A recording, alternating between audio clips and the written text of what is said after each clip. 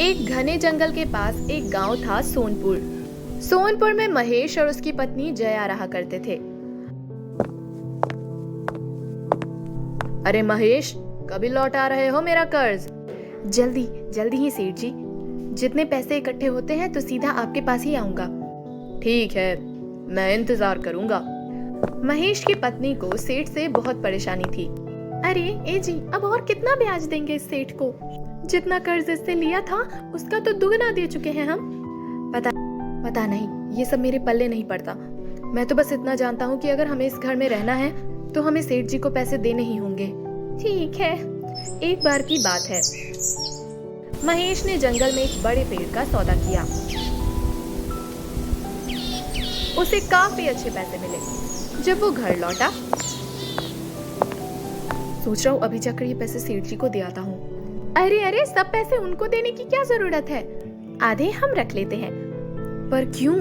क्यों क्या? मेरे बदन पर एक भी जेवर नहीं है। कम से कम इन पैसों से मेरे लिए बालियां तो खरीद लो। पर अगर सेठ जी को पता चला तो वो बहुत गुस्सा करेंगे। उन्हें कौन बताएगा?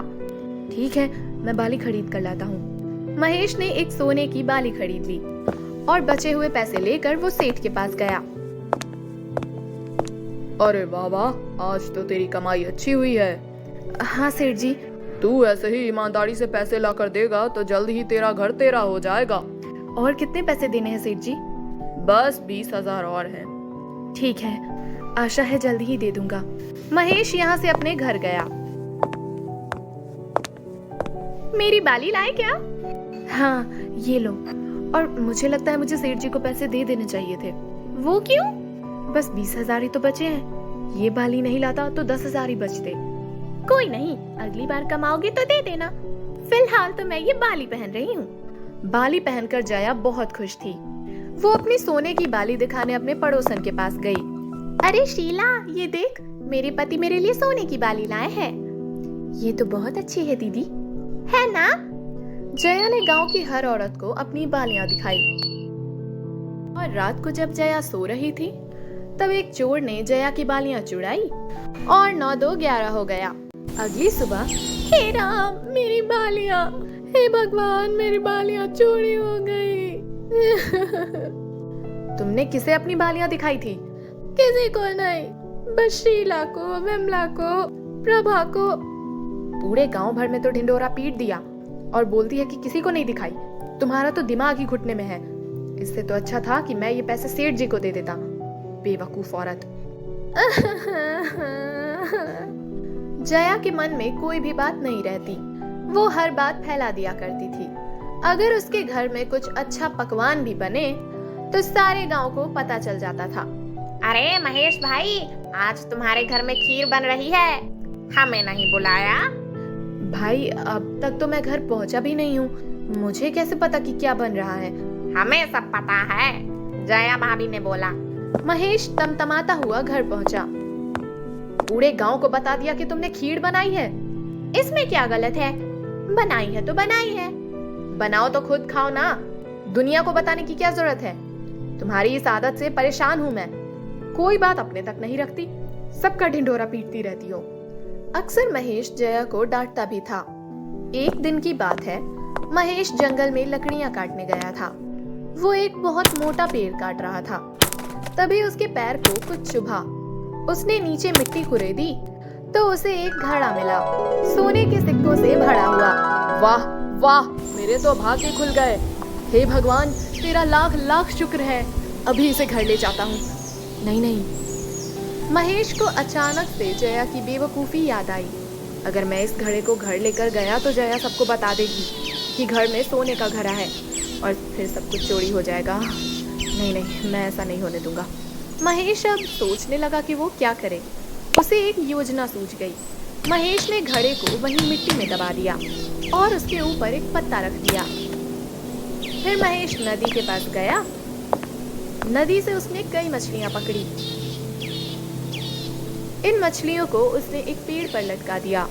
फिर एक पेड़ पर उसने बहुत सारी रोटियां लटका दी। पूरा पेड़ ही रोटियों से भर दिया और फिर वो अपने घर गया।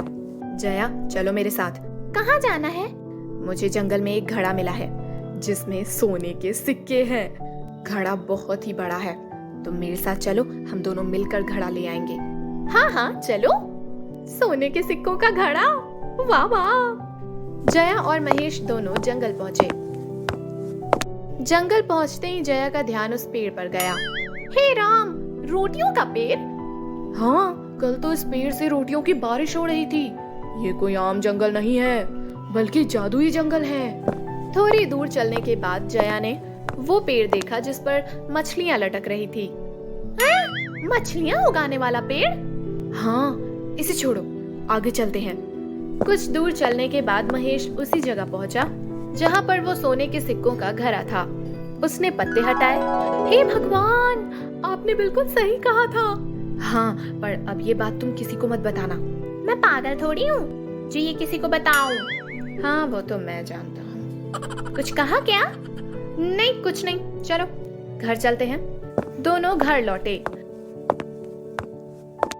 जया, जाकर कुएं से थोड़ा ठंडा पानी ले आओ ना। हाँ हाँ, क्यों नहीं। जया घड़ा लेकर घर के बाहर गई और महेश ने घर में गड्ढा खोदकर वो सोने के सिक्कों की हांडी छुपा दी। वहाँ कुएं पे जया को अपनी सहेली शीला मिली।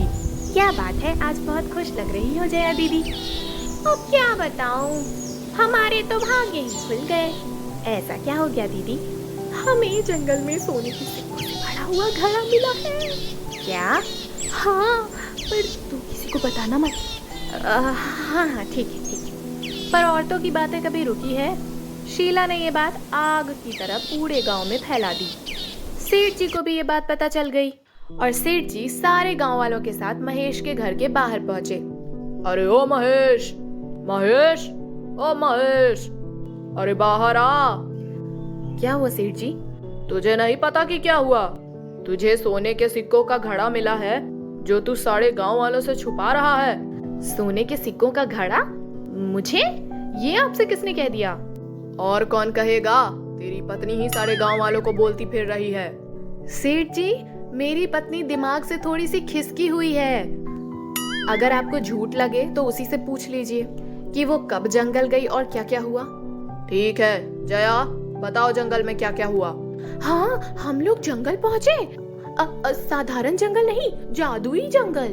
वहाँ एक पेड़ पर बहुत सारी रोटियां लटक रही थी। अद्भुत था।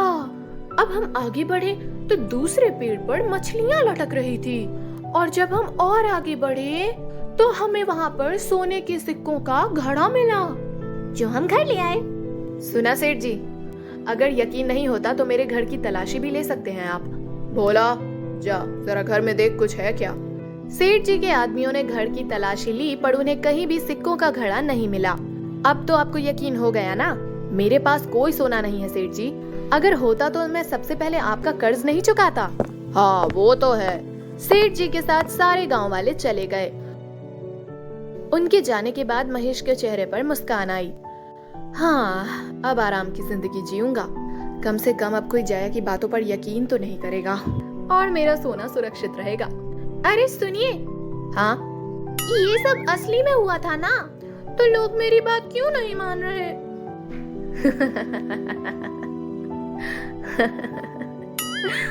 जया परेशान थी पर महेश खुश था। उसका सोना जो अब सुरक्षित था।